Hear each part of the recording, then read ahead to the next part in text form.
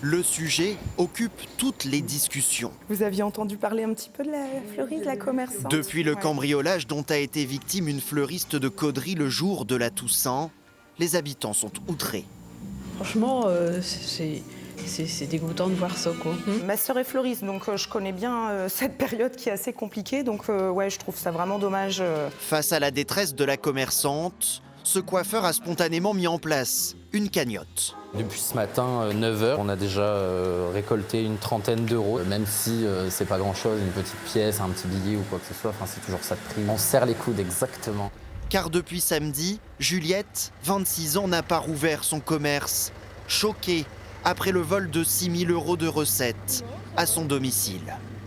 Et tout ça, ça a été réduit à néant en 1 minute 30 par des abrutis qui se rendent même pas compte qu'ils peuvent détruire quelqu'un et surtout détruire un commerce. Postée sur les réseaux, sa vidéo cumule plusieurs centaines de milliers de vues.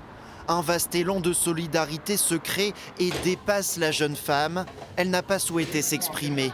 Dans cette friterie, un client sur deux met la main à la poche. C'est la solidarité des gens entre eux qui fait que rien que pour Juliette, c'est très important. On voit là que quand même les gens bougent quand même pour des choses importantes. Qu'il lui arrive ça, on aimerait peut-être à sa place, donc c'est pour l'aider à montrer notre soutien tout simplement. 5 jours avant le vol subi par Juliette, ce garagiste de Caudry a lui aussi été cambriolé.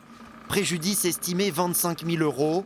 Au-delà de la solidarité qu'il salue, Romain Bouillet réclame plus de surveillance. On n'est pas là pour quémander ou quoi que ce soit, on ne veut pas d'afficher, c'est juste qu'on veut avancer, être en sécurité et on en a ras-le-bol de ce qui se passe. La fleuriste et le garagiste ont déposé plainte à la gendarmerie de Caudry. 2 enquêtes ont été ouvertes.